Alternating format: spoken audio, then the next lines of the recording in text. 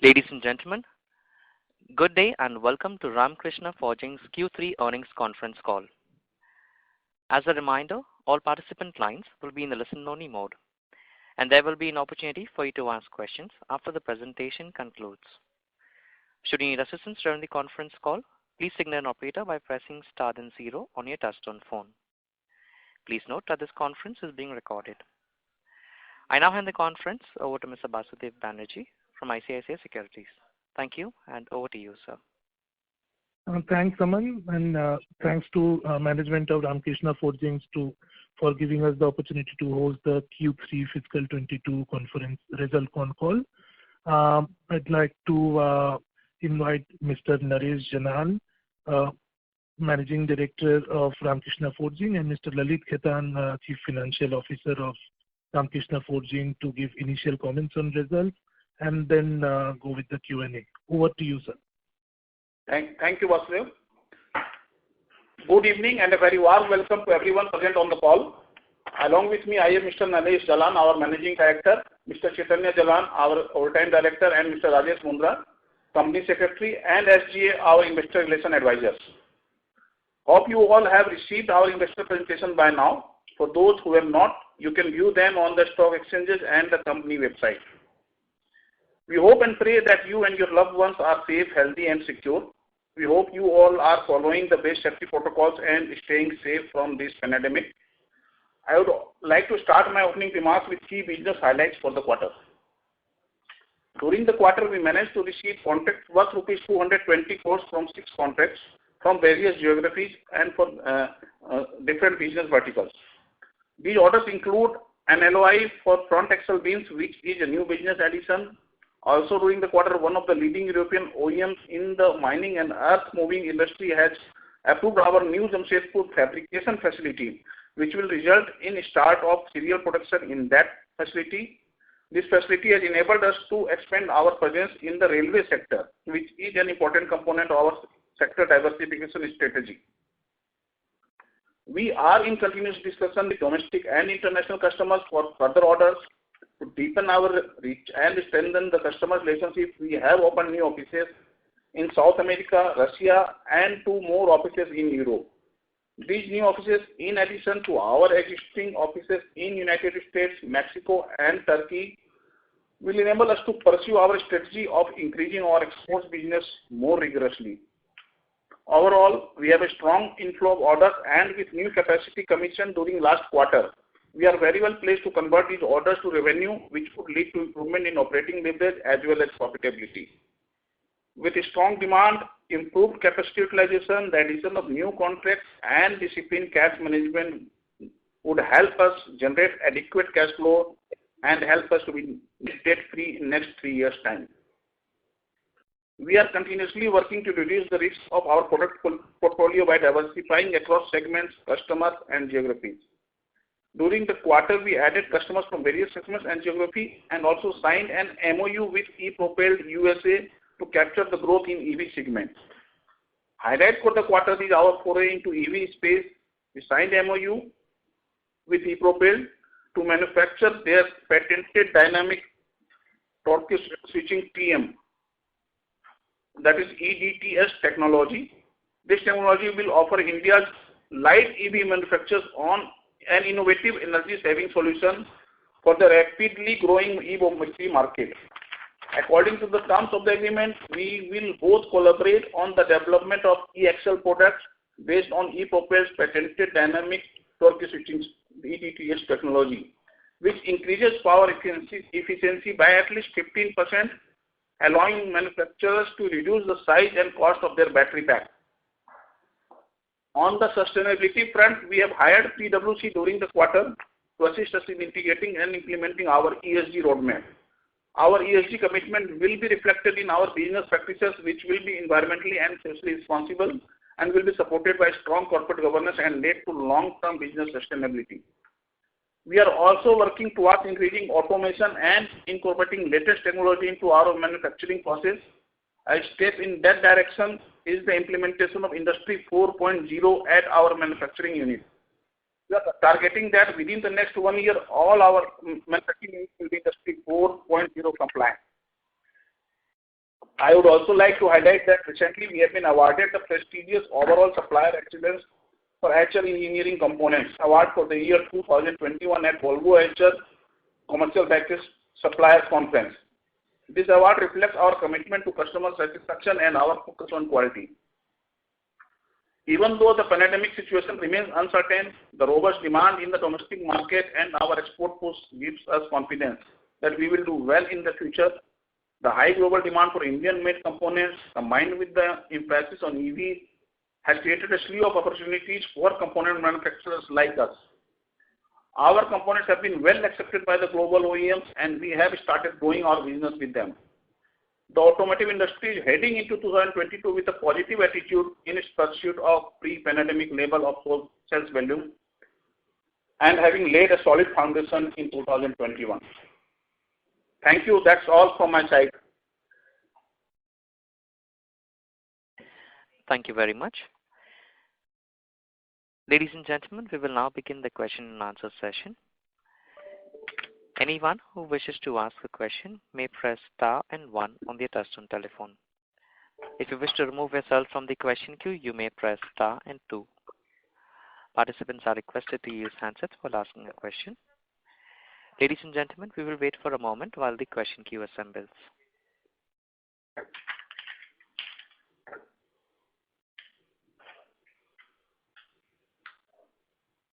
First question is on the line of Abhishek Jain from Dolat Capital.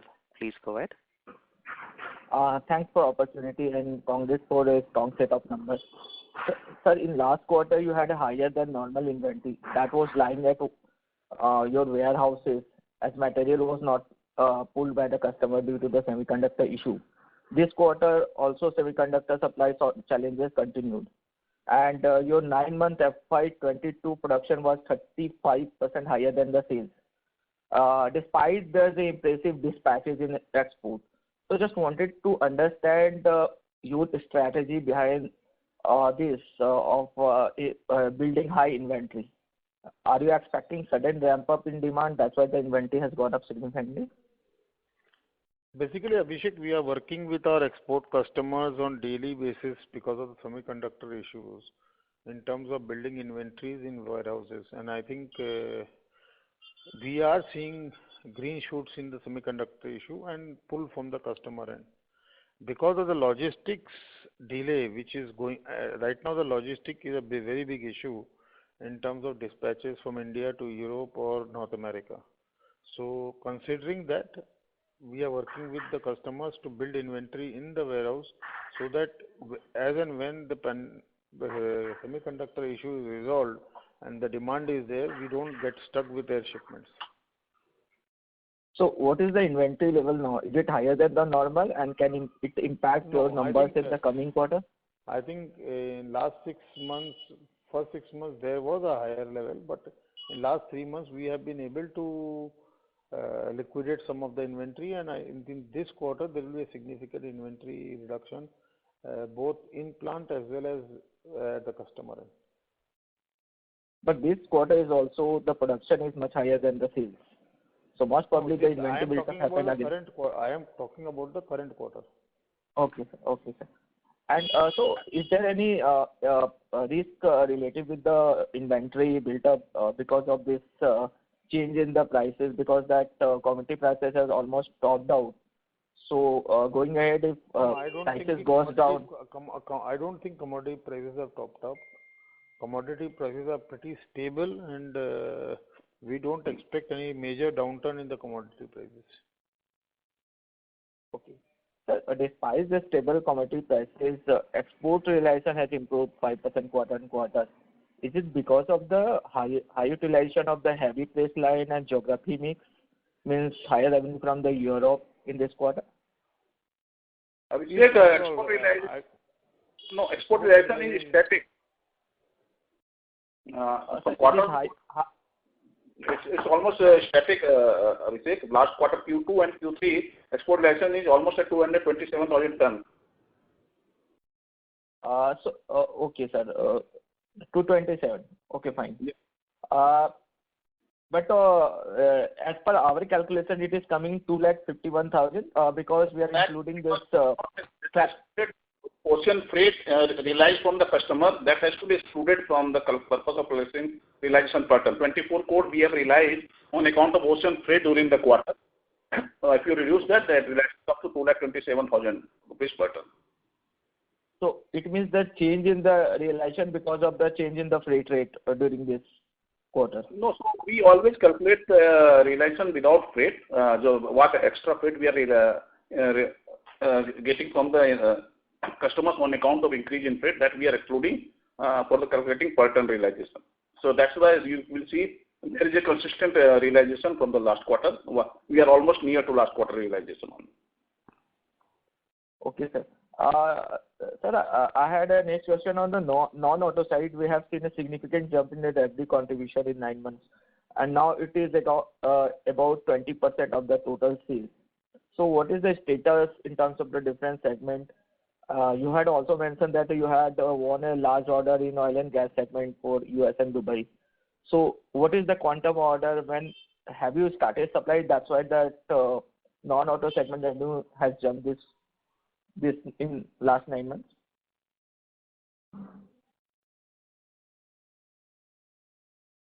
Hello. Abhishek. Yeah.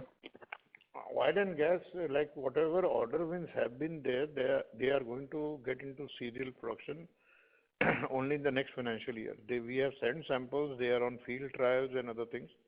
It's going to convert into major sales only in the next financial year. So what is the reason of the jump in the non-auto side contribution? That is around 20% in last 9 months. No, basically existing components have started, which were developed previously and were not on non-moving side, have started moving, and because of the crude pricing, the demand is back in the oil and gas segment. Okay. So this revenue is you are getting from the oil and gas segment only, not from the oil and gas segment we are getting, and we are getting from the earth moving equipment segment. Earth moving equipment.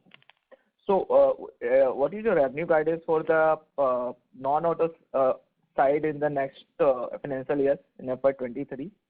I think FY23 is still to come. We will wait for some time before we give any FY23 guidance. Okay. Sir, my last question is related with the tax rate that has gone up to 35%. So just wanted to know what would be the effective tax rate in the coming years, I mean to FY23-24. That will be quite helpful for us. Abhishek, FY22-23, we are carrying right now some MAT credit which will be utilized fully.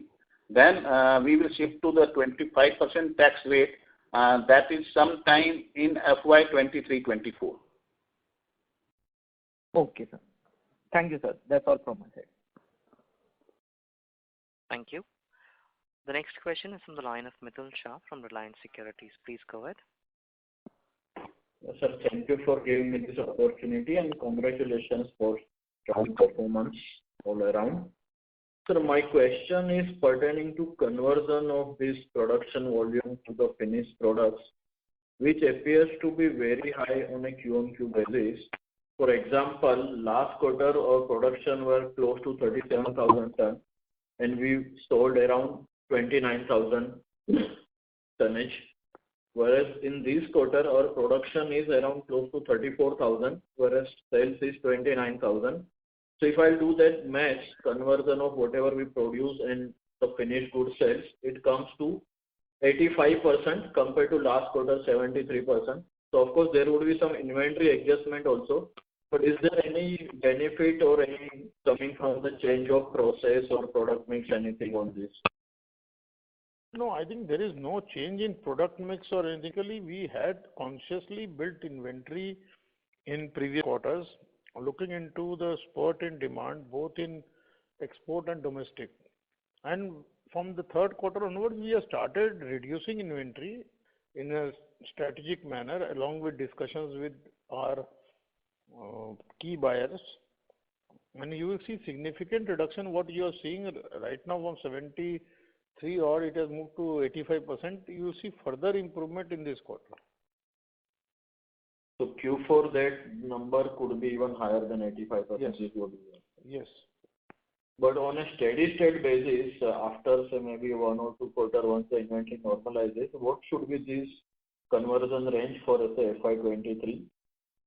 It should be around 85 to 87%. Okay. And the second question is on outlook on this North America truck side, as majority of these customers generally indicate at the beginning of calendar years indication about the CY22. So what is the reading from their discussion? No, presently, if you see the order backlog is very huge. And as and when this order book, this chip conductor issue is resolved, we will see a sudden spurt in dispatches and equally demand. Right now there is a demand, but there is no point booking orders wherein there is no clarity of delivery. That's the reason when you see the Class 8 numbers in first week of every month, they are not very encouraging, only because there is a huge backlog in the system because of this semiconductor issue, and that's the reason demand is not reflecting. But we are expecting from February onwards, the semiconductor issues should get partially resolved, wherein you will start seeing from March onward numbers, encouraging numbers in Class 8 orders book. Generally, so it should be 1 to 2 months effect in terms of our getting orders and delivery to their production. So we get at least intimation 2 months before. So right now, that means if you are indicating March as a normal, so you are getting good orders. We are already started seeing green shoots in the pipeline, and we expect that this whole year, calendar year 22, should be equally good as calendar year 21 was. But in other words, then what could be the loss of business to in terms of volume to us in this 9 months, which may get spilled over to next financial year because of the semiconductor thing? No, I don't think there is any loss to us in terms of finances. Our exports, if you see our exports in the last quarter also has been encouraging. And for the whole year, we are close to around much above the guidance. We had in the year starting looked at exports of 850 to 900 crores, and I think we are well above, nearing the target of 900 plus crores of exports for the full year. As per business plan, I don't think we are making any loss of business. So my question is in the sense that whatever loss to these customers, your customer OEMs, in terms of a loss of production due to semiconductor, so what they could have made which didn't happen because of the semiconductor, which can go to next year? I cannot predict what my customer has done in terms of their balance sheet or what losses they have made. I can predict only as per my requirement. I don't see any downtick in the requirements or offtake which customer buys from me. So I will not be able to more elaborate that what customer loss has been or what customer has made losses. These things I don't go and ask customers for this. So I'm coming from purely from the volume point of view, that what volume we can see as an extra volume in this calendar year, which didn't happen last year.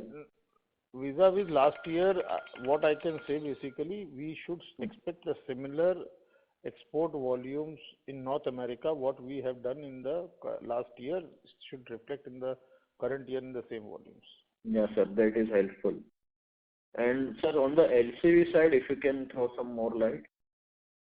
What is our now current status in terms of contribution as well as market share gain? Or gradually growing for us. We are making big inroads into LCV market, and that is the reason LCV market is more predictable and stable, and that's the reason our exports are not falling and we are doing considerably well. We have also opened a new geography in LCV in Russia, and I think we are doing pretty well. We have our field trials are over, and last quarter we dispatched close to 3 containers worth of material, which was worth about 3.5 to 4 crore rupees to Russia also. And sir, lastly on railway side.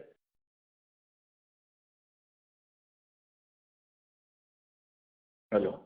Railways have started opening up, and we are seeing I think this quarter onwards we should start seeing good order uptick for railways.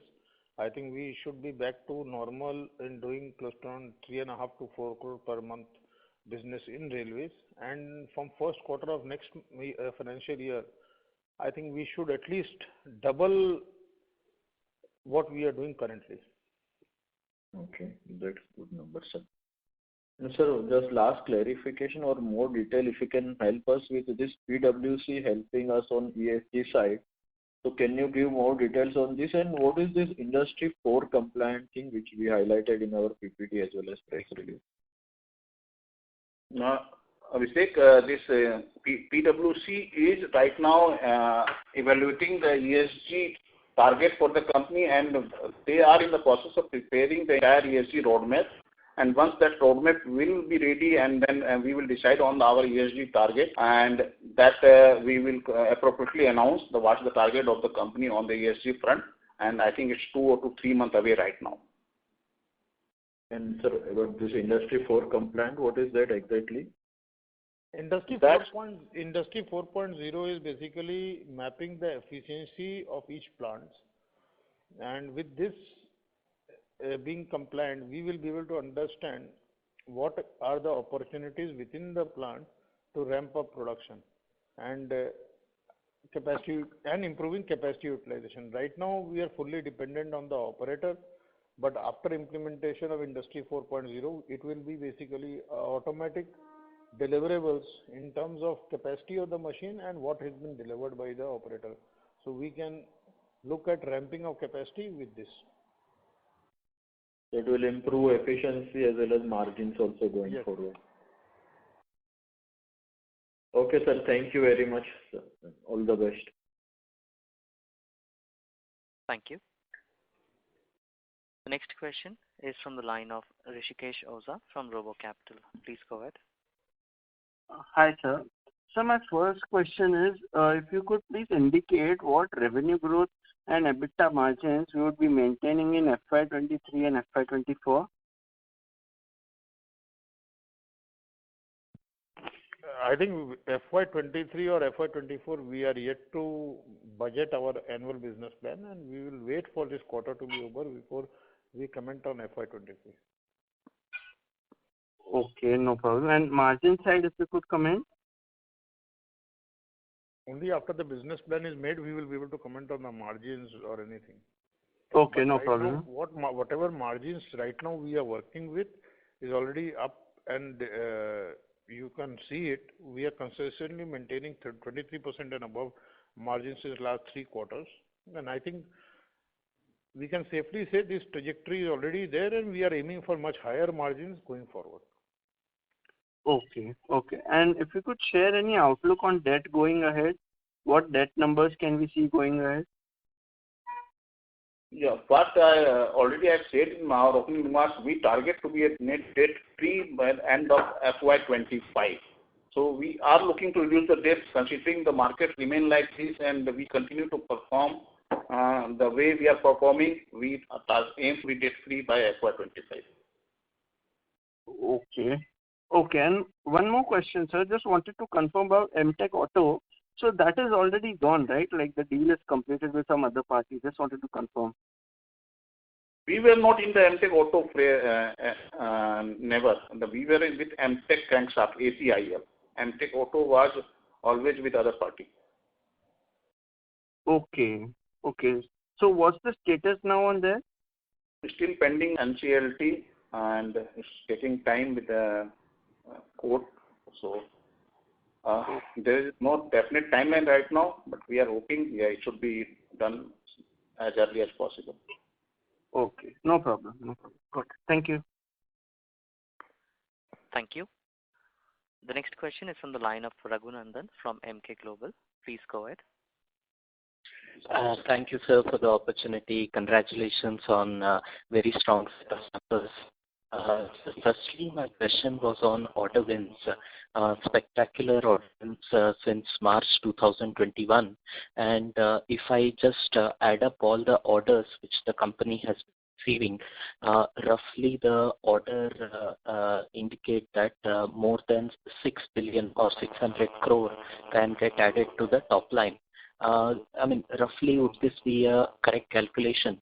And execution of the orders may commence in the coming quarters in both domestic and export markets. So just wanted to understand whether these orders will get fully translated into revenues by FY24.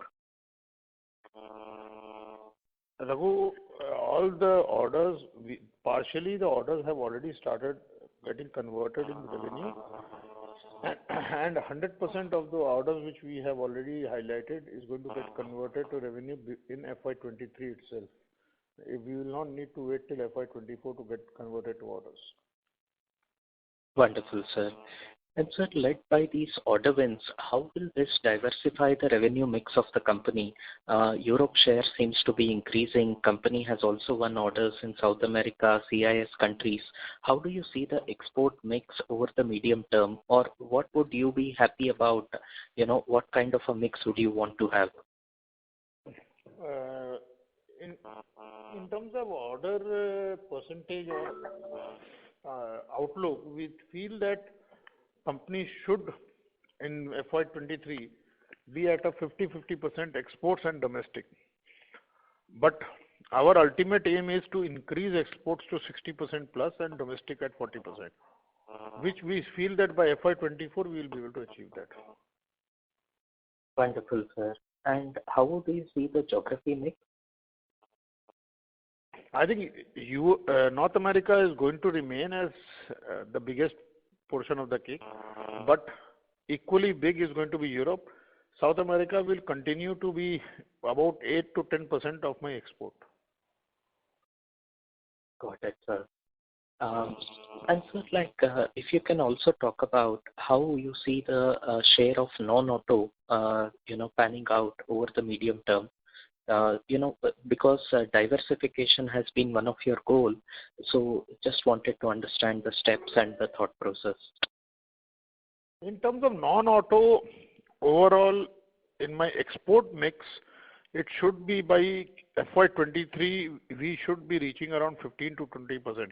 But overall, in terms of my balance sheet, it will be within it may be more than little bit of 20% because we have added earth moving in a significant way in the domestic industry. Got it, sir. And sir, on the debt reduction targets, congratulations on setting up this target of going to a debt-free company. So if you can give some clarity in terms of what would be the capex that would be required, say in FY23 or 24. I mean, directionally, whether it will be increasing or reducing compared to the current year. And also, based on the current capacity of the broadly, what will be the revenue potential?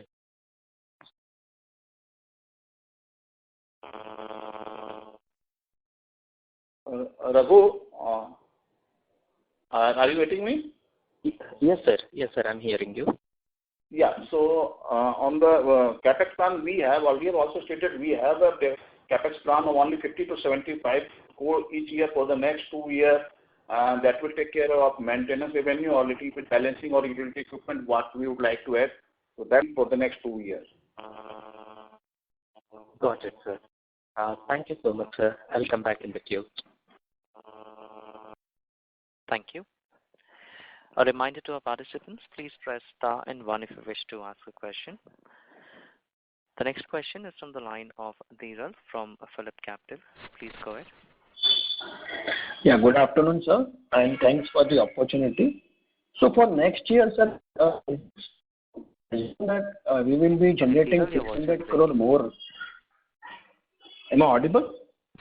Yeah, please go ahead. Yeah, so for FY23, is it fair to assume that incrementally we will be generating 600 crore more revenue because of the order win which we have, win in last maybe 8 to 9 months, plus whatever will be the industry growth rate? No, this entire 600 crore will be done in the next year because some orders are for a period of 2 years or 3 years. So it will be depending upon the quantity next year we need to supply, but all the orders we will going to start supplying in the next year. Also, basically, these orders are going to get into commercial production in different quarters of this year, in FY23. So I think it is safely to say that this entire 600 crores will be in the top line in FY24, but partially each part of orders will be in commercial production in this year and will be in the balance sheet. And by end of financial year FY23, entire 600 crores will go into revenue. Okay. And sir, again in the auto side, we are seeing fast transition towards EV. So even this may come even in the truck segment. So any threat to our business because of the this emergence of EV? My entire exposure to EV is 0.8% of my balance sheet.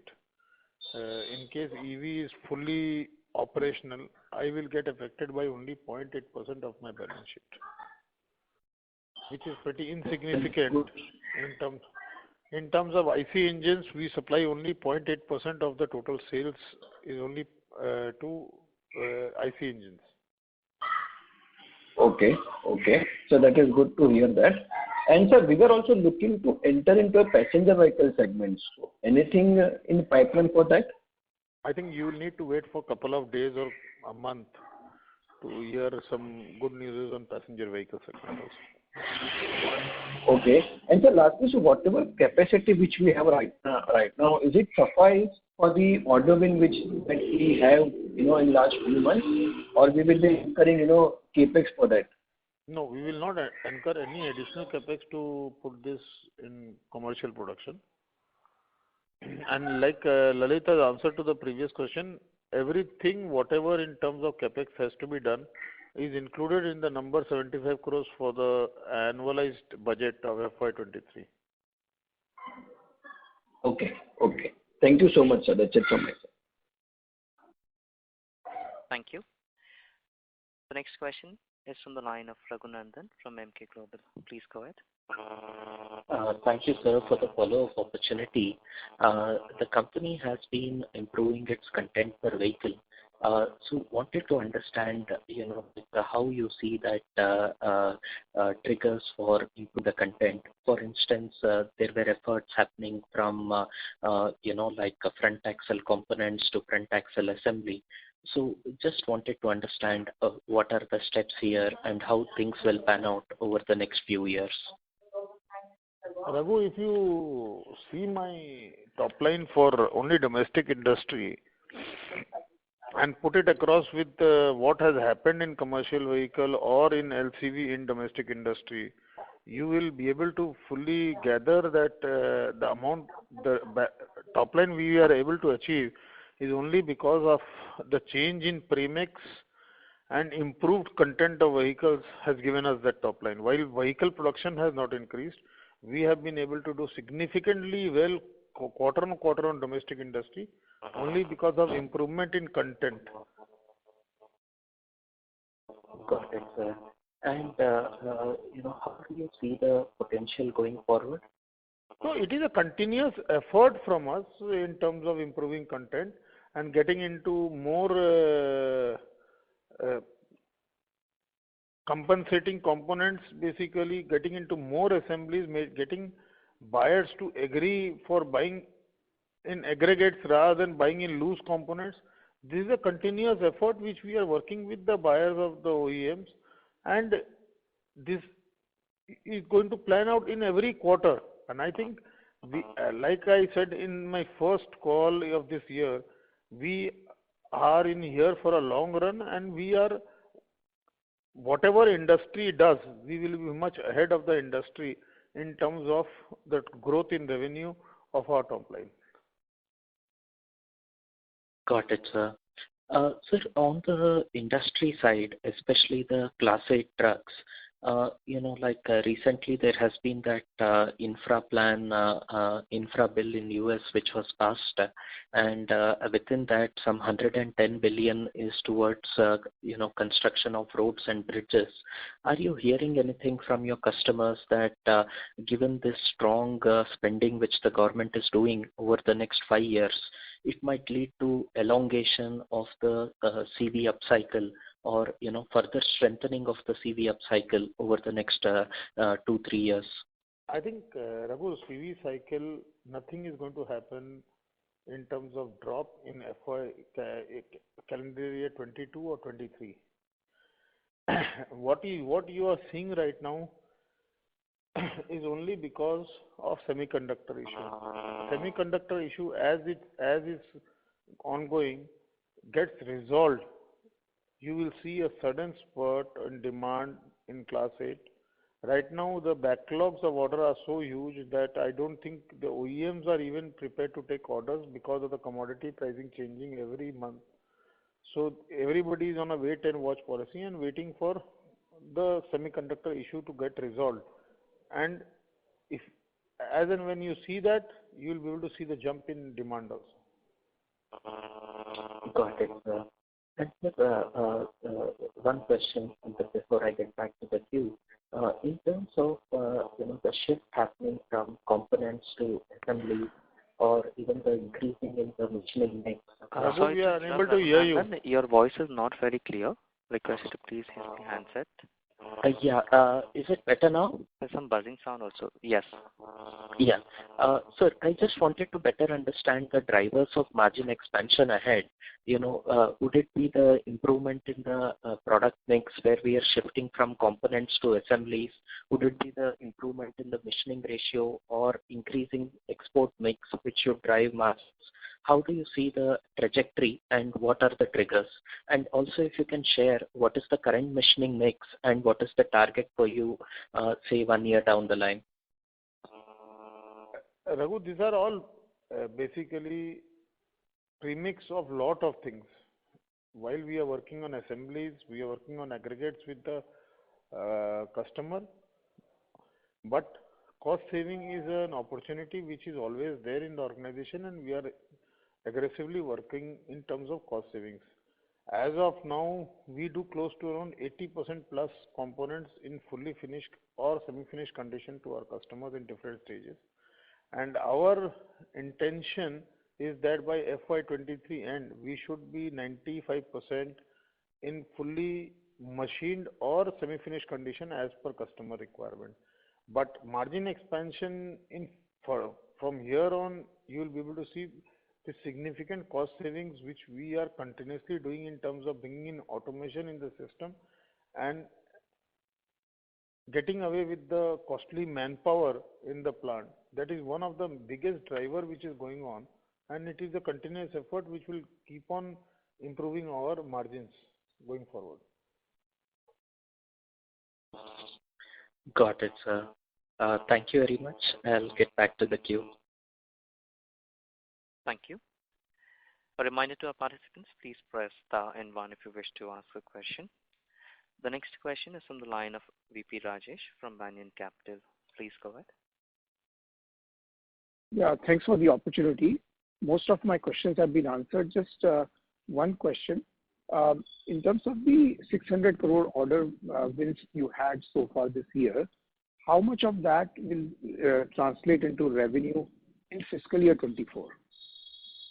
In fiscal year 24, 100% of those will be in the revenue from day one. In calendar FY23, so partially you will see able to see this coming into serial production, because right now we are at some at sample stages and other things, field trials. So we expect by quarter on quarter this revenue is going to come into commercial production. But we are pretty confident by end of FY23, entire 100% of the order is going to be get into commercial production. Okay. And then will it continue each year after that, or how will it work? Will it drop off in fiscal year 25 or 26? Each contract we have mentioned the validity of the contract also. Some contracts are for 2 years, some are for 3 years, or some are for 5 years. So it depends on the validity of each contract, how many years it is going to continue. Okay. Okay. Thank you. That's all I have. Thank you. The next question is from the line of Abhishek Jain from Dolat Capital. Please go ahead. Thank you, sir, for follow-up opportunity. Your interest cost and net and debt is increasing continuously. There are some pressure on the working capital side as well because of the inventory buildup. So what is your plan to generate FCF and repayment of the debt? Are you also looking to raise equity capital? Abhishek, we have got approval from the shareholders to raise fund to the extent of 500 crore, and we will let you know at appropriate time when we decide on that, and then we will announce it appropriately. And what is the objective of raising this fund? Debt repayment or the capex? Certainly, the fund, whatever will be raised, will be used for the repayment of debt. That will accelerate, if we raise the fund, it will accelerate our net debt repayment period. Then the debt free, what we are targeting debt free by FY25, we will achieve it much earlier. Okay. And sir, a bookkeeping question, how much is the gross block additions and capex for FY22? FY23, we have a gross block addition of around 200 crores so far, or rather 185 crores. Gross block addition is the 200 crores, right, sir? Yeah, 185 crores for FY23 so far. 22. Okay. Sorry, FY22, correct. It's including CIWP, WP? Yeah. And how much capex for FY22? I am not able to hear you, Abhishek, properly. How much capex for FY22, sir? 23. 22, sir. 22 already I said we have done 185 crore and another 10-15 crore for the last quarter. It should be near 200 crore for the full year. Okay. And how is the current debt situation, sir? At present we are at around 1300 crore of debt. Okay, sir. Thanks, sir. That's all for now. Thank you. The next question is from the line of Aditya Sen from Robo Capital. Please go ahead. Congratulations on the number, sir. Am I audible? Yes. Yes, you're audible. Okay. So you had a target to utilize 90% of your capacity by Q4 this year. So can you please throw some light on the present and going forward capacity utilizations?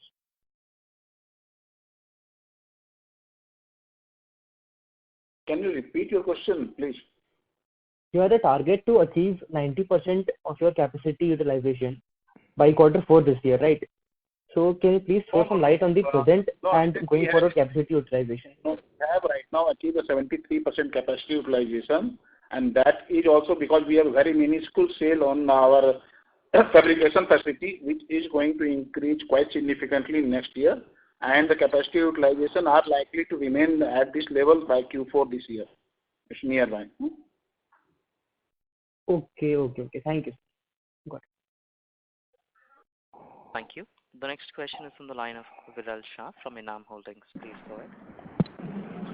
Yeah, hello. Thank you for the opportunity. Sir, just one clarification. Did I understand it correctly that when you mean you want to become net debt free by FY25, it does not include any funds raised from the QIP? If we manage... We are not talking about any fundraise right now because we have not decided on the fundraise. Okay. Without fundraise, we are targeting FY25 as zero debt company, and in case we raise funds, if at all, it will only accelerate our ambition to be net debt free before FY25 even. Okay. And just to clarify, this would be short-term as well as long-term debt, right? For me, it is a total debt, and total debt is going to be zero. That's what we are talking about. Perfect. Thank you for this clarification. Thank you. The next question is from the line of Mithul Shah from Reliance Securities. Please go ahead.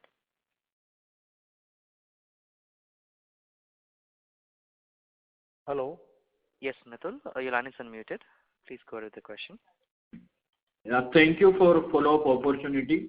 Sir, as per our presentation, our 20% plus volume is or revenue is from others, that is non-auto. So can you give broader bifurcation or details on this non-auto side? What is includes and what percentage? No, Mithul, percentage is extremely difficult, but non-auto is basically oil and gas, tractors, and earth-moving equipments, all taken together, and railways. All this taken together is others basically. Or can you give just ballpark for only oil and gas part? Is it sizable? It is like more than 50%? It is sizable. I think it is close to around 10%. Okay. And so secondly, on the utilization side, so in most of the past occasions, in case of ring rolling as well as forging, we have surpassed 100% or even in some cases which reach to 125% of the utilization also. For example, in Q1 22. So up to what percentage beyond 100%, like can we go to 130, 140% in which segment out of these three, ring rolling, forging and press? Mithul, I think it is extremely difficult to predict that. It only depends. Right now, whatever Lalit is giving figures is on the mean value of utilization. And if at all we get everything on the top end of the utilization, I think then you can see more than 100% utilization in every places. But it is only premix which plays the part in terms of utilization improvement.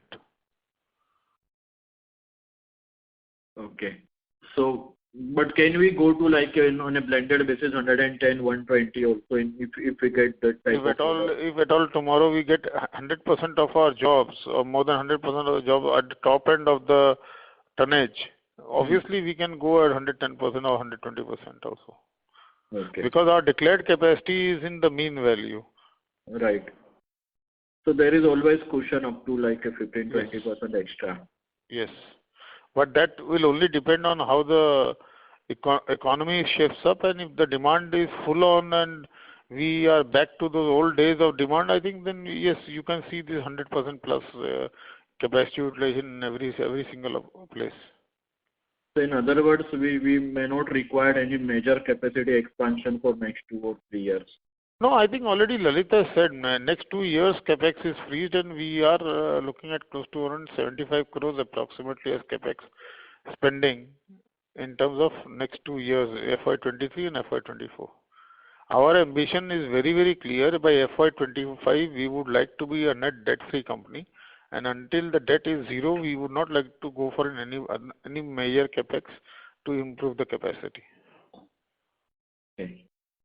And so lastly, on the domestic CV side, as you highlighted earlier that we have enough inventory built up on the export side because if whenever a semiconductor issue gets resolved, there could be a spurt. So what is the situation on the domestic CV side and what is the outlook for next 2-3 quarters? I think domestic CV is pretty stable right now.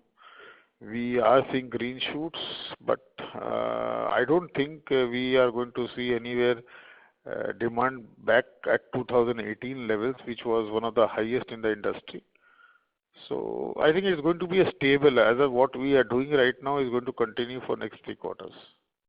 So Q4 would be also more or less similar to Q3, but will not be major increase. No, I think in terms of RKFL's performance, I think we will do much better than the industry average.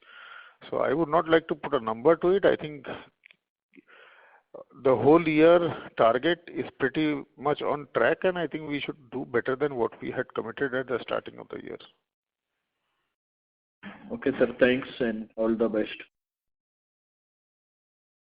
Thank you. A reminder to our participants, please press star and 1 if you wish to ask a question.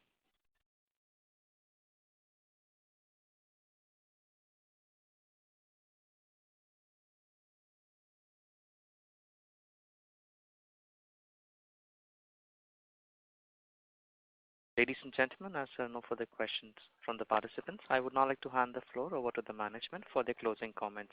Thank you, and over to you. Rajesh, are you there? Okay. And then, Yeah, please go on. yeah. Thank you all. We take this opportunity to thank everybody who has joined our call. I hope that we have addressed all your queries. If you have any further information or queries that you want to address or understand from the management, you can get back to us or you can get back to our industrial relations advisor as a strategic product advisor. Thank you very much for joining the call today. Thank you very much. Ladies and gentlemen, on behalf of ICICI Securities, that concludes this conference. Thank you all for joining us, and you may now disconnect your lines.